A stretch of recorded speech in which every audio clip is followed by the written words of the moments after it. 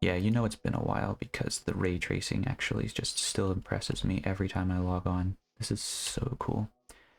Anyway, we are super duper back after like a year and a half, and this is just going to be a one-off, but I got invited to a realm, and since I don't own it, and I don't know the guy that owns it, I figured I'll at least record some of what I've done so that I don't lose it forever if I get, I don't know, kicked, or more likely the realm gets shut down.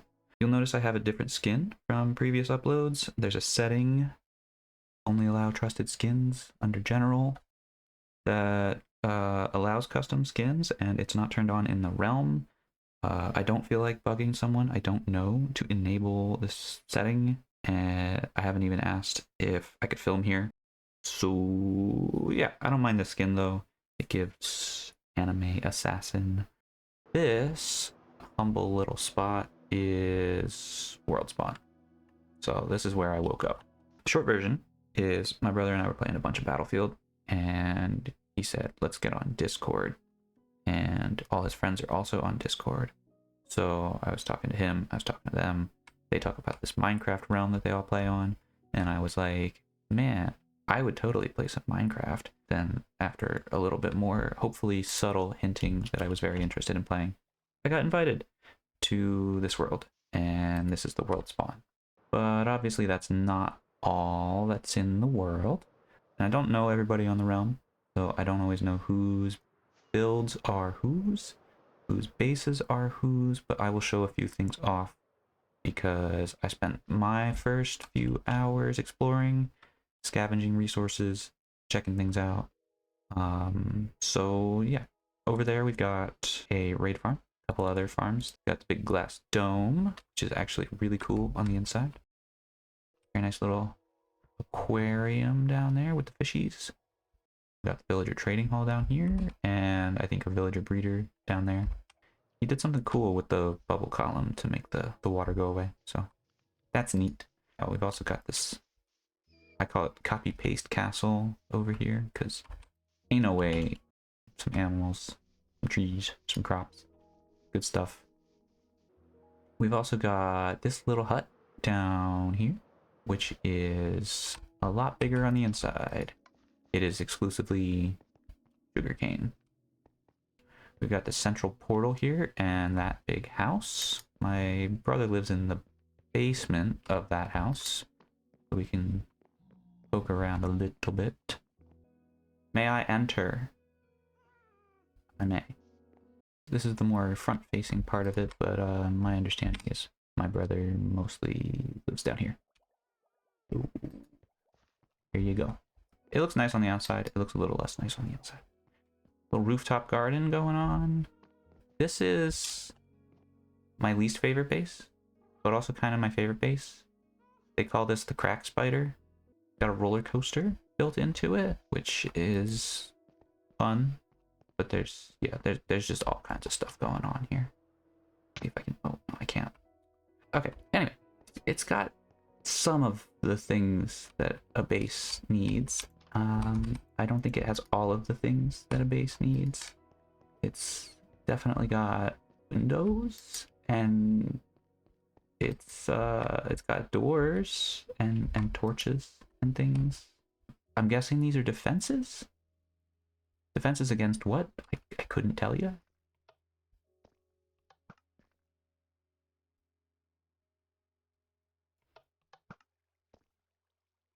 Gotta respect the sheer chaos of it. This base over here, however, I do know whose this is, because everybody's nether portals linked back up to this base. This was one of my major improvements for the realm.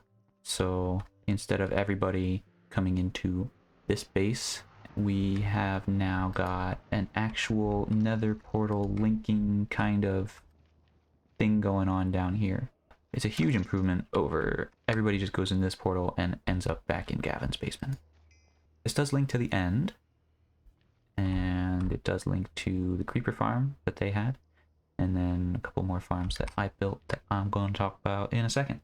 So aside from the nether portal base, I do not know who this belongs to. That is part of the crack spider base. And then way out over this way, we have the entrance to my brother's girlfriend's base. I think it's actually very similar to the base that she made on my realm, but we'll show a little bit. Nice open area in the center, tree in the middle, got kitchen with a pantry. I find the pantry mildly disturbing because it's just signs on the wall. There's some displays, some storage, and what is that, a library? Work in progress, but it's looking good. I like the checkered floor. Got waterfalls, got something going on here. I would like to know what that is. Oh, this is one of the new Aghast things. Like a dehydrated one or something. Pretty sure. Like I said, I haven't played in a while, so I don't know most of the new features. I got access to a pale sapling, but I've never been to the biome. I don't know if I care to go. It's just not what I do in this game. After a lot of exploring and a little bit of borrowing and stealing some resources, I took up residence over here in the furthest house of this village, made myself a little mine, and then eventually I was gifted some equipment. And I got some shulker boxes from my brother's friend, Brandon. Very nice of him. I've cleared this out now because I moved over to my new base, but this was my humble little abode for a couple of days. I did have some sheep, but I have since freed them. It just felt wrong to keep the sheep cooped up after I moved out. I'll let them be free, even if it means they'll despawn. And with a little bit of equipment in my possession, I was able to go and build some farms. So this is the only farm that they actually had over here when I arrived on the realm. It's gotten a little more efficient now that they put some cats in, but it's still pretty slow. As soon as I got on the scene, I added this trident farm, and then on the other side, I went and made a whole entire guardian farm because I could, I guess. It's mostly for XP, but I built a little enchanting table out here. Oh, I missed completely. Definitely need to expand this storage. All of these are Silent Whisper designs, and they work great. I also moved this portal from down there. It was driving me insane. Yeah, again, Silent Whisper design. None of the mechanics here are my own. Even the villager trading hall arrangement down here is copied from Silent Whisper's tutorials. We got Unbreaking Fortune, Silk Touch, Infinity. Infinity is free, basically. It's 5 emeralds. Power 5. Punch, Knockback, Looting, Sharpness. Impaling 5 for like 20 emeralds. We even got some of the new stuff. Lunge 3 for spears. And Breach and Density for the mace. I know that's not that new. It's kind of self-sufficient in that the villager breeder, if you could call it that, sits over here. Push them manually into spaces over here. You can kind of use the lecterns to guide them a little bit. Eventually, I will put a fisherman villager over here, and then we can actually sell the string immediately for more emeralds. I do have a couple of regrets about this farm. I would not have built it right at the cloud level. The creeper farm kill spot was already at this level, and so I made that farm for tridents at the same level, and then I made this farm at the same level.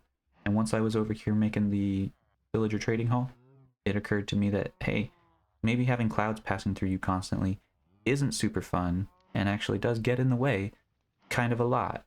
Speaking of annoying, all the beds in the center here, every time it got dark and I had a villager wandering free in this area, they would get into the beds.